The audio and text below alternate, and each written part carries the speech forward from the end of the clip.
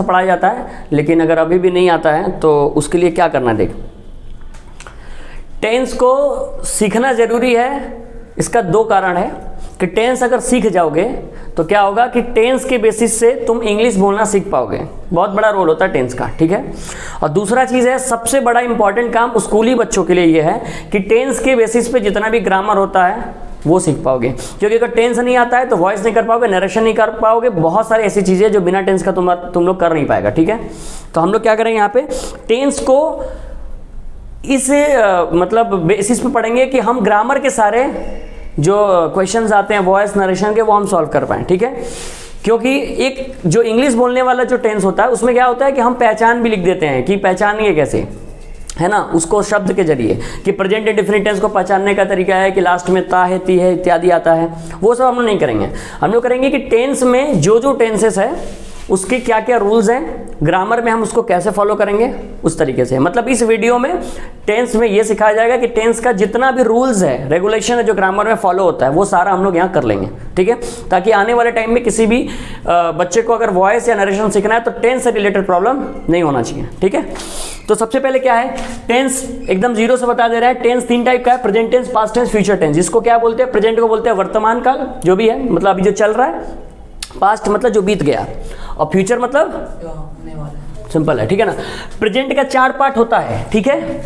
Present indefinite tense, इसको हम simple present के नाम से भी जानते हैं। प्रेजेंट कंटिन्यूअस टेंस, इसको हम प्रेजेंट प्रोग्रेसिव के नाम से भी जानते हैं। कंटिन्यूअस और प्रोग्रेसिव बात समझ में आ रही हो, कंटिन्यूअस होता है जो चल रहा है, कंटिन्यू है, ठीक है, प्रोग्रेस में है। और है present perfect tense, present perfect continuous tense. तो जैसे प्रेजेंट का चार पार्ट था वैसे ही पास्ट का भी चार पार्ट होगा, मैंने लिखा नहीं है क्योंकि ये लिखना बेवकूफ़ी है। जैसे यहाँ प्रेजेंट इंडेफिनिट टेंस है तो यहाँ क्या लिख दोगे, पास्ट इंडेफिनिट टेंस, और उसके बाद प्रेजेंट कंटिन्यूअस है तो लिखोगे past continuous tense, past perfect tense, past perfect continuous tense. तो चार पार्ट यहाँ भी हो गया। सेम है वैसे ही फ्यूचर में जाओगे तो future indefinite tense, future continuous tense, future perfect tense, future perfect continuous tense. एक मैंने लिख दिया, बाकी का बस प्रेजेंट हटा करके अपना नाम जो भी है पास्ट फ्यूचर बैठा दो, ठीक है। ये हो गया चार पार्ट टेंस का। अब इन चारों का अलग अलग रूल्स हम लोग इसी वीडियो में सीख लेंगे। ऐसा सीखना है कि कम समय में ज्यादा हम कैसे कवर कर पाए, ठीक है। एक काम करो, यहाँ पे रोक दो क्योंकि टाइम लॉस होगा लिखने में, मैं लिख करके समझाऊंगा ना क्योंकि।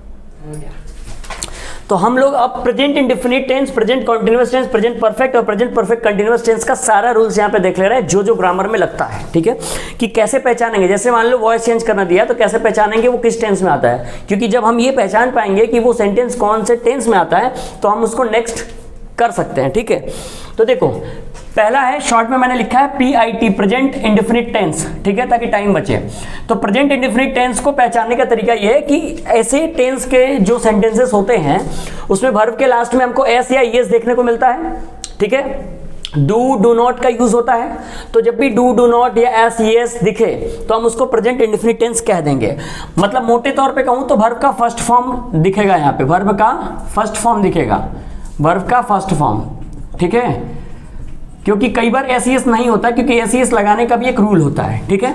तो ये अगर दिखता है डू नॉट, वर्ब का फर्स्ट फॉर्म एस और कोई any helping verb like is are am कुछ भी अगर नहीं है, ठीक है, तो हम बोल देंगे उसको प्रेजेंट इंडेफिनिट टेंस।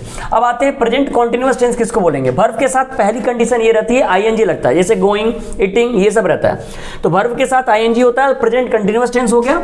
और इज कब लगेगा, जब ही आएगा, सी आएगा, इट आएगा सेंटेंस के अंदर, या कोई सिंगल नाम, ठीक है, एक नाम रहेगा। जैसे राहुल खा रहा है, ठीक है, तो राहुल एक नाम है तो वो सिंगल नेम हो गया तो इज हो गया। लेकिन अगर दो नाम रहता है, जैसे राहुल और रोहित खा रहा है, तो वहां पे हम आर लगा देते हैं। तो आर क्या है, मैनी में नेम में लगा सकते हो, यू में लगा सकते हो, वी में, दे में, ठीक है। तो जहां यू रहेगा आर रहेगा, वी के साथ आर रहेगा, दे के साथ आर रहेगा इस टेंस में।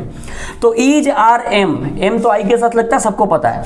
तो इज आर एम जो होता है वो प्रेजेंट कंटिन्यूअस टेंस में होता है और वर्ब के साथ आईएनजी होता है, ये याद रखना है। फिर आते हैं present perfect tense. Present perfect tense में सबसे बड़ा कंडीशन मेन यही है कि इसका थर्ड फॉर्म पहले तो यूज करेंगे, ठीक है। और दूसरी बात, हैज और हैव यूज करेंगे हेल्पिंग वर्ब के तौर पे। ही के साथ हैज, सी के साथ हैज, इट के साथ भी हैज और सिंगल नाम के साथ भी हैज। बोले तो सिंगुलर के साथ हैज, जैसे यहाँ सिंगुलर के साथ इज लग रहा था। और ये हैव है, आई, वी, दे, यू और मैनी नेम, यानी बहुत सारा अगर नाम आ जाता है तो वहाँ हैव यूज करेंगे। मतलब प्लूरल के साथ हैव और सिंगुलर के साथ हैज, ठीक है। अब आते हैं प्रेजेंट परफेक्ट कंटिन्यूअस टेंस। तो प्रेजेंट परफेक्ट कंटिन्यूअस टेंस में याद रखो कंटिन्यूअस आ गया, और जब भी कंटिन्यूअस आएगा तो हम आईएनजी लगा देंगे, ठीक है। कंटिन्यूअस आएगा तो हम आईएनजी लगा देंगे। तो क्या हो जाएगा, वर्ब के साथ आईएनजी होगा प्रेजेंट परफेक्ट कंटीन्यूअस टेंस में। और दूसरा हैज बीन और हैव बीन देखने को मिलेगा। तो हैज बीन किसके साथ मिलेगा, जहां जहां हैज लग रहा था उसके साथ हैज बीन लगेगा, और जहां जहां हैव लग रहा था उसके साथ हैव बीन लगेगा। तो ये रूल्स है present indefinite tense, continuous, perfect और परफेक्ट कंटीन्यूअस टेंस को समझने का। उसी तरह हम नेक्स्ट देखेंगे। पास्ट इंडेफिनिट के अंदर हम कैसे पहचानेंगे कि कोई भी सेंटेंस जो है पास्ट इंडेफिनिट में होगा। तो पास्ट इंडेफिनिट होने के लिए सबसे पहली इंपॉर्टेंट कंडीशन ये है कि वर्ब का सेकंड फॉर्म होना चाहिए, और ये एकमात्र टेंस है जिसके अंदर वर्ब का सेकंड फॉर्म लेते हैं, ठीक है, बाकी किसी में नहीं लेंगे। तो वर्ब का सेकंड फॉर्म पहला, जैसे मान लो ईट होता है और ईटेन होता है ना, तो यहाँ पे 8 देखने को मिलेगा, 88, ठीक है। तो वर्ब का सेकंड फॉर्म पास्ट इंडेफिनिट में सबसे इंपॉर्टेंट कंडीशन। फिर हमको डिड और डिड नॉट देखने को मिलता है। तो देखो पहले डू था तो डू नॉट देखने को मिल रहा था प्रेजेंट इंडेफिनिट में, यहाँ पे डिड, डू का सेकंड फॉर्म डिड होता है, तो डू का डिड हो गया और डू नॉट का डिड नॉट हो गया। तो जैसा सेंटेंस होता है ना, हम लोग बोलते हैं कि ही डिडंट नो या न्यू, जो भी है, ठीक है। तो इस तरह का सेंटेंस जो होता है वो पास्ट इंडेफिनिट टेंस में आता है।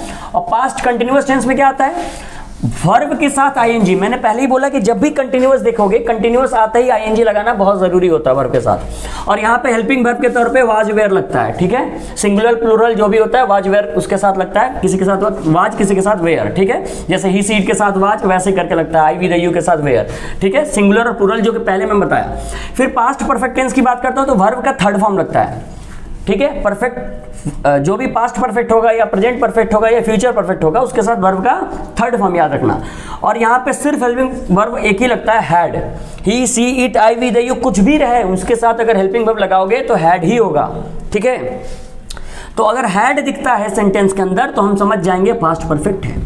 और अगर सेंटेंस के अंदर हैड बीन दिखे, हैड बीन, जैसे वहाँ हैज बीन और हैव बीन था प्रेजेंट परफेक्ट कंटिन्यूअस टेंस में, उसी तरह यहाँ हैड बीन होगा। और जैसा कि मैंने बोला कंटिन्यूअस आते ही आईएनजी लगा दोगे, ठीक है। तो वर्ब के साथ आईएनजी और हैड बीन, ठीक है, समझ में आ रहा है ना। yes, अब हम लोग देखेंगे फ्यूचर का। फ्यूचर इंडेफिनिट टेंस में कैसे पहचानेंगे कि कोई भी सेंटेंस इसमें आता है। तो वर्ब का फर्स्ट फॉर्म रहेगा, विल रहेगा, शैल रहेगा, ठीक है। अब वर्ब का फर्स्ट फॉर्म तो बहुत सारे टेंस में था, लाइक प्रेजेंट इंडेफिनिट टेंस में भी था। तो देखो वर्ब का फर्स्ट फॉर्म वहां था, लेकिन वहां पे कोई हेल्पिंग वर्ब नहीं था सिवाय डू और डू नॉट के, वो कोई हेल्पिंग वर्ब होता नहीं है। वर्ब का फर्स्ट फॉर्म इसमें लगेगा, लेकिन विल शैल भी देखने को मिलेगा, विल शैल और वर्ब का फर्स्ट फॉर्म। तो पहला हो गया फ्यूचर इंडेफिनिट का, विल शैल लगेगा और वर्ब का फर्स्ट फॉर्म। और फ्यूचर कंटिन्यूअस टेंस में तो जैसा कि मैंने बोला जब भी कंटिन्यूअस आएगा आईएनजी लगाएंगे, तो वर्ब के साथ क्या हो जाएगा, आईएनजी, और विल जो है विल भी हो जाएगा और शैल शैल भी हो जाएगा। यानी यहाँ पर हेल्पिंग वर्ब के तौर पे विल बी और शैल बी का यूज करेंगे, ठीक है। तो जहां भी विल बी शैल बी दिखे तो समझो फ्यूचर कंटिन्यूअस टेंस है। फ्यूचर परफेक्ट टेंस की बात करूं तो वर्ब का यहाँ पे थर्ड फॉर्म लगता है, वर्ब का थर्ड फॉर्म लगता है, और विल हैव और शैल हैव हो जाता है, विल हैव और शैल हैव हो जाता है। और फ्यूचर परफेक्ट कंटिन्यूअस टेंस की बात करें तो वर्ब के साथ आईएनजी, क्योंकि कंटिन्यूअस आ गया, और विल हैव बीन और शैल हैव बीन हो जाएगा। मतलब will have been shall have been दिखेगा तो वो फ्यूचर परफेक्ट कंटिन्यूअस टेंस है। तो ये हो गया सारा टेंसेस का 12 टेंस का रूल बहुत ही शॉर्ट टाइम में, ठीक है। अगर ये रूल सारा याद रहता है तो ग्रामर में कहीं पर भी दिक्कत नहीं होगा। तो मेन टेंस में क्या याद रखना है, कुछ बातें जो कि हेल्पिंग वर्ब जो लग रही हैं, और किसके साथ कौन सा वर्ब का फॉर्म। जैसे पास्ट इंडेफिनिट एकमात्र ऐसा टेंस है जिसमें वर्ब का फर्स्ट फॉर्म सेकंड फॉर्म लग रहा था, ठीक है। एकमात्र ऐसा टेंस जिसमें सेकंड फॉर्म लग रहा था, और बाकी जितना है देख लो सब में कुछ ना कुछ है वर्ब का थर्ड फॉर्म। जैसे जब भी परफेक्ट आ रहा है यहाँ पर अकेले परफेक्ट तो थर्ड फॉर्म, क्योंकि यहाँ पे भी परफेक्ट है पर यहाँ कंटिन्यूअस है, तो कंटिन्यूअस है इसलिए आईएनजी। तो जहाँ कंटिन्यूअस दिखा आईएनजी, ठीक है। और जितने भी परफेक्ट है, future perfect, past perfect, present perfect, सब में वर्ब का थर्ड फॉर्म। तो इसको अच्छे से याद कर लेना, हो जाएगा।